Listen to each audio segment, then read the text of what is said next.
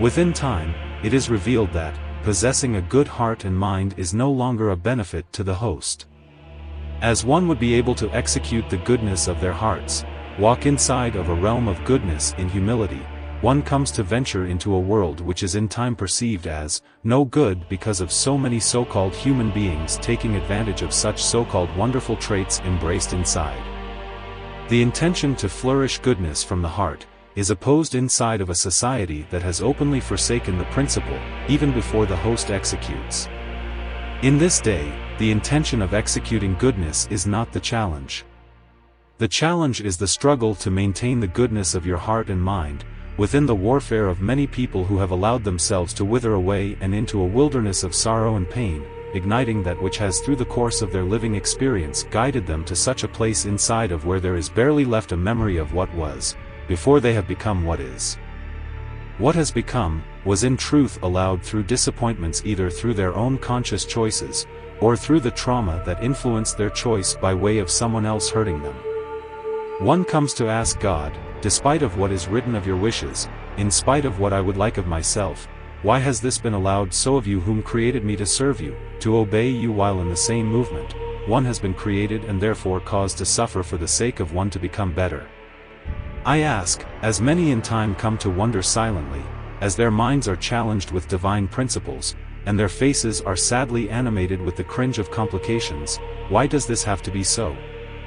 Why has it been made an essential requirement to burn in the fire of dismay, for one to come to understand the privileges of what has been asserted as peace? What has been created of all of these states of being, I have come to understand are futile because they have not been designed to be of permanency. The state of bliss is indeed not because of it having no dependability, because it lacks permanency. The walk has forever been revealed as consistently inconsistent, predictably unpredictable. As this is the root of the human being's state of a constant fear rooted inside of the reality of having no security, which in fact doesn't exist. Unstable and thus, unreliable, and thus consistently moving inside of a state of instability and uncertainty. And this is understood globally by the majority as the norm, and thus, having to helplessly embrace the possibility of having no possible means for to control one's own desires and objectives in spite of one's good intentions of the heart and mind, in existing inside of a world of where most oppose the implication or even the thought of divine resolve and resolution. Yes, having been giving thought to the experience that no state of being is permanent no matter of which is given and taken or rejected, and therefore the cycles of living inside of a dual state, and therefore an unstable existence persist. While this is commonly called living. And therefore, the distorted cycles of sustenance in fact reveals, one only has a life which has a day of judgment.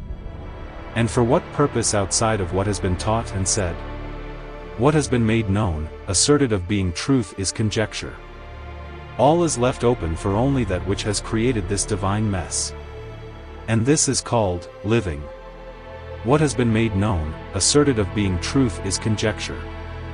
All is left open for only that which has created this divine mess. And this is called living.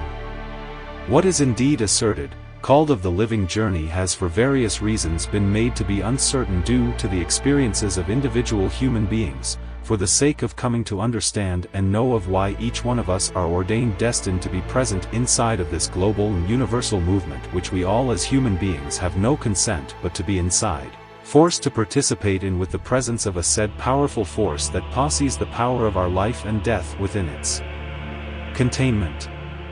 Within its life force of which is professed had, and therefore has this sacred power and ability to create itself, from darkness, from nothing and into something no one created of it, knows its origin. Something from nothing. Everything from something.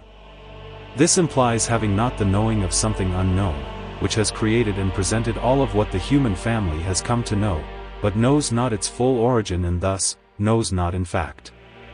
We come to in time ask after an immense space of not perceiving why, what has caused the human family to be unworthy of knowing why we have been forbidden to accumulate the information which will explain to all of us this most dual and complicated plight of existence, which contains an ease after our suffering has partly ended.